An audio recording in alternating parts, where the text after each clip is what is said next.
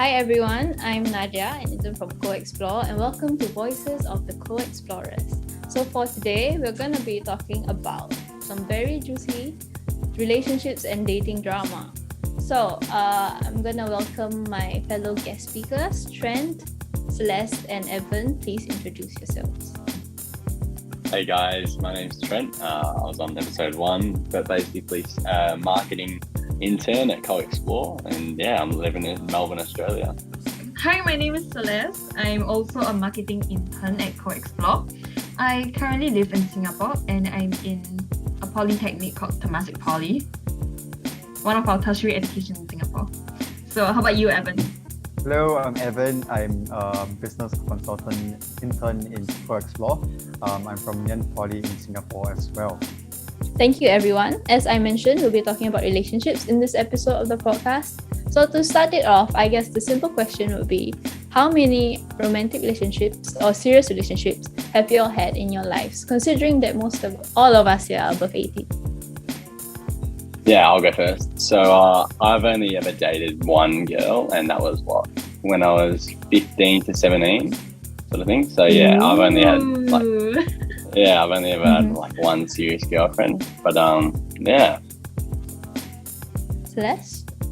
None, I would say. Okay, Yeah. No serious relationships. What about what we youngsters call as situationships? Where it's between more than friends but nothing official. So how many of those have you had? I would say 2. Mm-hmm. Yeah. Really, it's 2, but I guess since we're calling situationship, things didn't really escalate to a relationship. Understood. Mm-hmm. Evan? Yeah, I've never actually got into a serious relationship before, but I've definitely had my share of liking different girls. Yeah. I think most of us had crushes and everything also when we were younger. So for myself, I've only ever had one very serious relationship, which is my current one, and I think we've just recently passed our 1-year mark. Okay. Yeah. Okay. So before that, I've only ever dated one other guy, which I was 13, and then it stopped, and it was 14, and then after that, before my current boyfriend, was just a situationship kind of issue. Yeah, so that's it. So since there's quite a number of responses, one having a serious one having none, and one having the in-between, what would be what would you guys look for in a partner? What are the important traits to y'all? Celeste, would you like to start? For me, I guess would be responsibility and being mature and accountable for things that they actually do. Yeah. How about Trent and Evan? Yeah, I think for me, maturity is big. Don't get me wrong, it's so funny, have a joke and stuff, have a laugh. But at the same time, when things need to get serious, I just love someone, a girl that can really just go full mature mode, if you like. But also probably talking as well, just feeling comfortable to talk to me as well, about anything sort of thing. But just being talkative as well. I love talking, so if I can have a talker as well in my life, that's awesome. We can tell, Trent. You like talking. Evan, what about you? I think I'll look for a girl that's understanding, that's able to understand the person that I am. And I'm also Christian, right? So it would be perfect if the girl would also be a believer as well. Yeah, so that we don't have a conflict of interest. Okay, That's but true. honestly, Good point. would you expect her to convert to Christianity? Definitely not. But I think I wouldn't be in a relationship if in the first place if she wasn't a Christian. Yeah. Hey, okay. Understood. Okay. So for me, I think what I look for in a guy I found, one is mature, supportive, and also understanding, and also he's can have fun with have jokes and everything, but he still respects me, I guess, and supports my decisions. So that's one good thing, and the fact that we share a lot of the same views regarding the future also. That's like a good thing. Yeah, So- I just wanna add something if that's alright. And I feel like, I don't know why, I've only known you guys for like a few weeks now, but I feel like we're all on the same page. Another big thing for me is like if I introduce them to my parents, like they're like, that's something big, you know what I mean? And like they have to get along with my parents. That's like huge for me. Yeah. True. So, yeah. Now that you actually mentioned parents, I was about to talk about the next question. It's quite related to the next question. Like once you have like a serious proper relationship and it's moving forward, would you prioritize your relationship first, or would you still prioritize your friends and family, or like your work? Like what would be your main priorities in a relationship? Evan, you start here. That's a very difficult question, but I'll try to wing it as I go. I would think that I would still prioritize what needs to be prioritized. I wouldn't necessarily prioritize my relationship because I found out that if many of my friends actually they prioritize like in this instance the girl or the guy boyfriend or girlfriend, right? And the whole world becomes about them, and I find it kind of unhealthy. Like after a while, they like in the case that they break up, and then their whole world literally falls apart because their whole world was about their partner. Yeah, so I would still prioritize life over this partner that I have. Yeah. 100%. That's understandable. Yeah. Just to add on to what Evan said, like I feel like the most important person in your life is yourself, and like you got to make sure like your priorities are set straight, and like your future is good. And I feel like a partner should never ever like force something upon you that like doesn't need to be forced. Like, oh, I really need you here, I need you like for this, like because of course that happens. But like I feel like if it becomes all the time, that's like sort of a red flag. Like, oh, I really need you now, I need you now. It's like, oh, let me have my own life as well. Yeah. I think also to add on, No, continue, Evan. yeah, sure. When we actually prioritize like the things that needs to be prioritized, then we are able to love our partner even more. You know, like the capacity to do it. Yeah, that's true. Sure. Celeste, what about you? Well, I don't really remember your question. Oh, okay. Like I said, what would be your priorities in a relationship? Would you prioritize your relationship or your friends and family, work, etc.? Okay, so I think Trent mentioned it just now that like what matters in life would be you. So from all the situationships I've experienced and whatever like romantic stuff going on, what I actually learned was that I should always put myself first. So in terms of how I'm feeling, and honestly, I have to love myself first before expecting other people to love me, or like have my own capacity to love other people. If I cannot love myself, it's very difficult to, spread love, spread the joy, all these things. True. And yeah, so in terms of priority wise, I would definitely prioritize myself first. Then I don't know, I'm thinking career wise, because at our age, like, career is important. Yeah, especially like since we are so young and everything. Yeah. So- Celeste, you should be a poet. You said that so well, Celeste. That was really good. Yeah. Oh well. Also, okay, Like- so continue, Celeste. I feel like a partner shouldn't be listed as like under like a list of priorities, but it's more of having them together with your priority. So the side by side. Understood. Good point. Yeah. Yeah. So example, if like I'm working for my career, and then my career would be part of me, but I wouldn't prioritize my partner above my career, and I wouldn't prioritize my career over my partner. They come hand in hand. Yeah, that's true. Perfect. Like equality. Yeah. So for me, right, like same with what most of you said, like I wouldn't prioritize my partner. Like I guess like before I had my partner, like growing up, like I witnessed a lot of relationship issues from like my family side, my friends, especially my friends, like younger relationships, there were always like issues and everything. So like I told myself that once I get like a relationship, like main priority would be me, like my friends. But now that I actually have a relationship, I think it's like quite equal, and it's important to like find a partner who actually allows you to prioritize like yourself, like they support you in like what you want to do, so they don't make you like inadvertently have to choose between anything. Like they're just there, like you know how people always say that, oh, your partner is your other half or whatever. Like I don't agree with that. I feel like both of you have to be like whole in order to have like a very promising relationship and also like a future for yourselves also.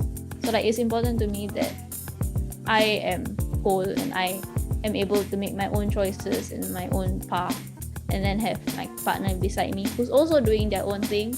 It's just that we can come together at the end of the day and like you know, like share our experience or whatever, like just chill. Yeah. Yeah. Okay. So now a bit more of a fun question. What would be like your ideal date? Like what would you like to do on an ideal date? Good Can I go question. first? Yeah. Evan really has something in mind. Go. I really love like the outdoors, nature. Yeah, I think to have a partner that is able to enjoy the beauty of creation together with you, right? It's something that's very it's something that's very comforting. Like you're enjoying the raw form of life itself, and I feel that's very relaxing, and it just sets the tone and the space for us to have even deeper connections, deeper relationships, and everything. Yeah, so my ideal would be somewhere that is in a very natural environment. So Don't get lost probably in the like- forest. So like probably like a hike or picnic or something, Evan. Yeah, anything works. Yeah. Nice. How about Trent?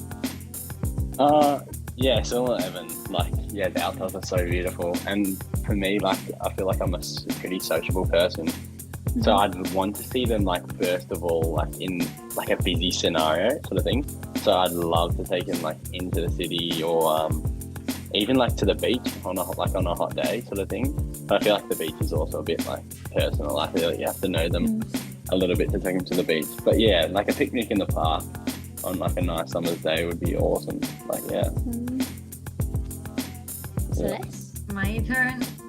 My ideal date, I don't know, don't really have an ideal date. I'm fine with pretty much anything. Yep, just dress for the right occasion. True. Dress for the right activities. If you're going to a cinema, you don't want to wear a tank top. Yeah, true. Yeah, so well, I don't really have an ideal date. But fun fact, okay, so I read somewhere like the ideal date like setting or like activity to do while on a date would be ice skating. Oh, honestly, you know what my first date with my current boyfriend was? It was rollerblading. But it Really? was kind of It's like- ice skating, yeah. It's like an excuse to touch the person. Oh, true. And like if the person still stays with you, especially after the first date, after seeing you like fall on your butt and everything, Exactly. I think that's good. Like It's for like me, the perfect way to embarrass yourself. yeah, and like if he still stays with you, For sure. good Yeah. on you, yeah. Yeah. So like for me, like I'm quite an active person, I would say, and like quite a thrill seeker. So like I think the best, my ideal date would either to go to like a theme park or like a carnival, or like what I did was like for the nearest I could get was like rollerblading. So anything that like gets your energy pumping, can share a few laughs, you know, like in a very casual, like even if like it's a first date and you all go to like a carnival or whatever and you all don't talk as much, like you don't have to, because like you're gonna be screaming on the rides, you're gonna have your mouth filled with food. So even if you didn't enjoy your date with that partner, like you still enjoy yourself at like the carnival and stuff. But yeah, I think like the carnival is just like a cute place to like have fun, take pictures, you know, with your partner. It's like one of the Nicholas Sparks kind of movie setting. Yeah, I don't know. It's like, carnival.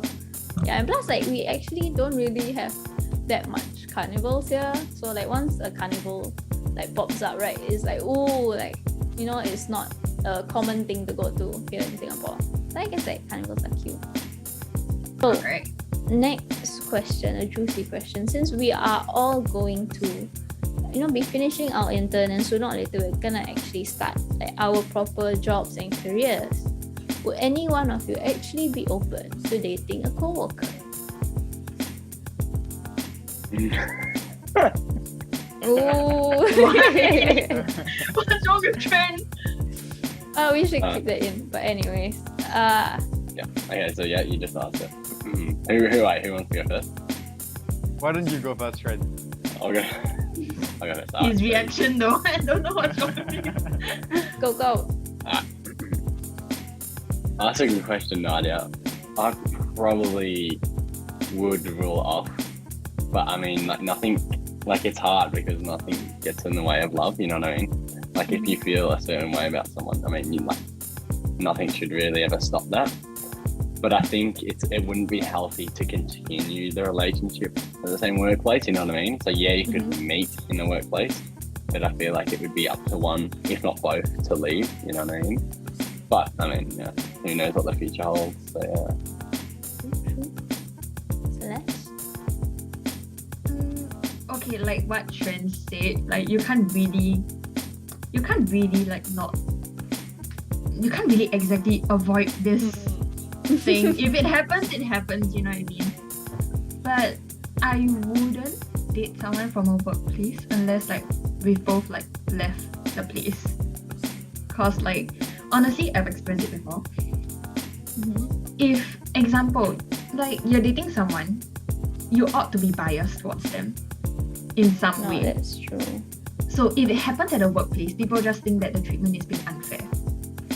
Like you get special treatment, and if it gets in the way of work, example, okay, so we do waitressing. We say like waitressing as a job, okay? So example, if your boyfriend's the manager or like another like waiter or something, so he tells you, you're not feeling well, okay, then you just stand here, like yeah, you just do cashiering.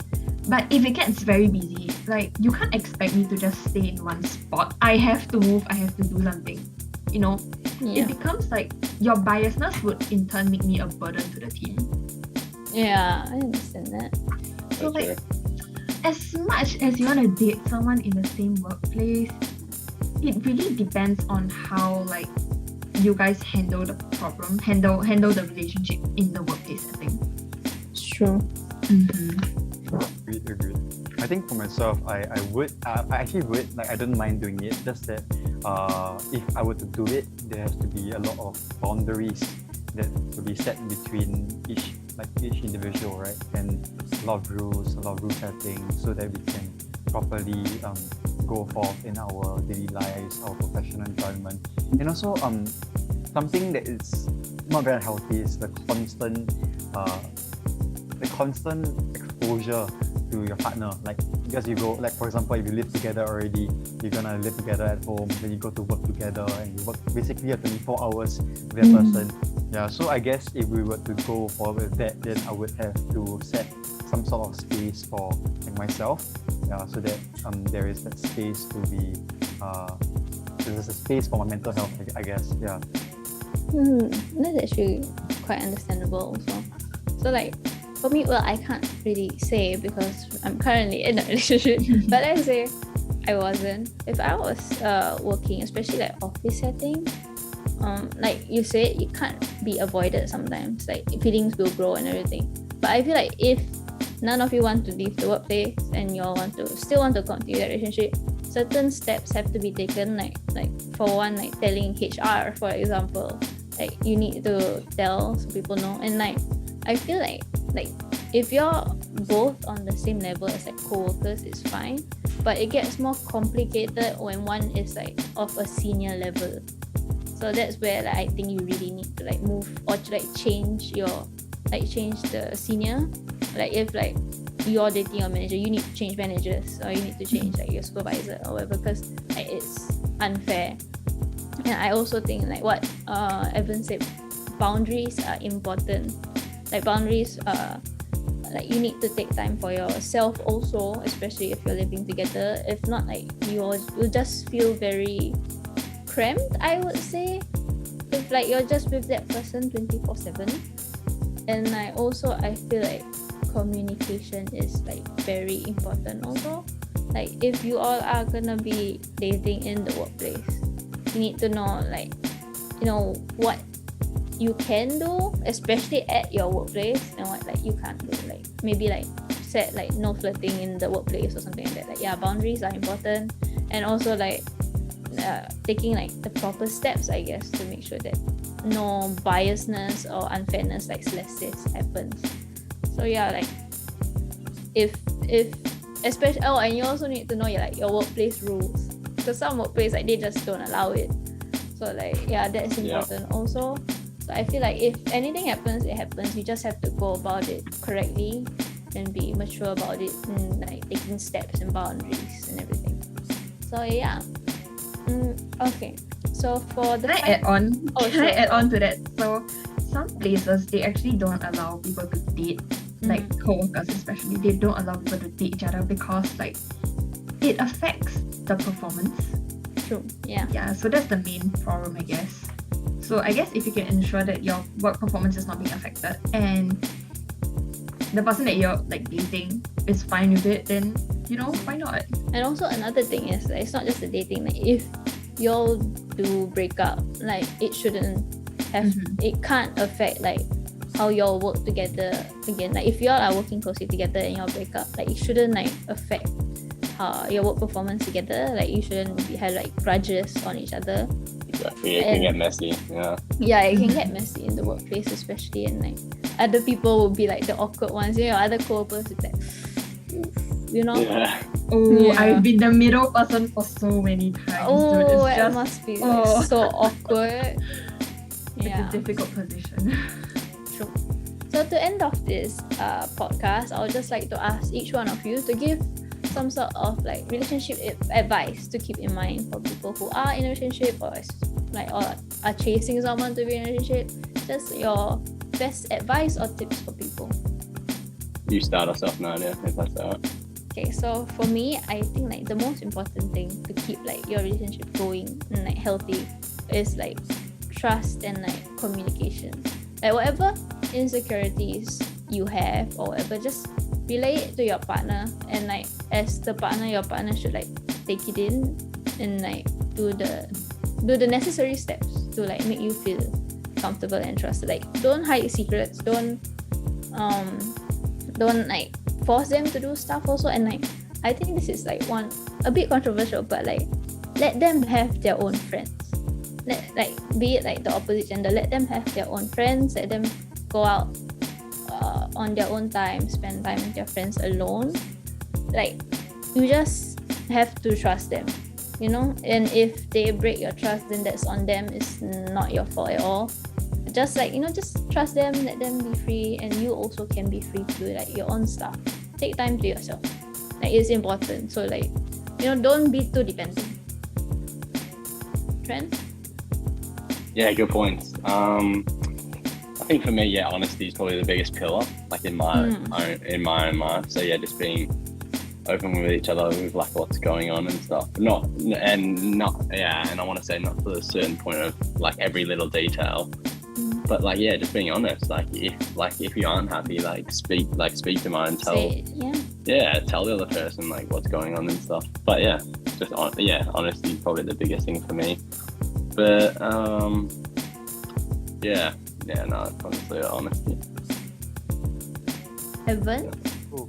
I think as you enter your own relationship, I think we should never neglect our own growth as a person. I think when we grow and continue growing, then we have a better capacity to love our partners. And I think a better man makes a better boyfriend and a better husband. Yeah. Oh, that's very cute. Yeah, I agree with it. Evan's so cute. Okay. Celeste, what's that? Like I've mentioned before, so I think in a relationship, it's not really just about you, and it's not really just about your partner. It's about the life that you're like merging together. You know what I mean? So one advice would be, give each other space, let each other live life, and live life, experience things together, but take it easy. I think those is So thank you everyone for all your views, all your experience, and all your stories. And thank you to the listeners who are listening. So that's it for today's episode of the podcast. See you all in the next one. Bye. Thank you. Bye.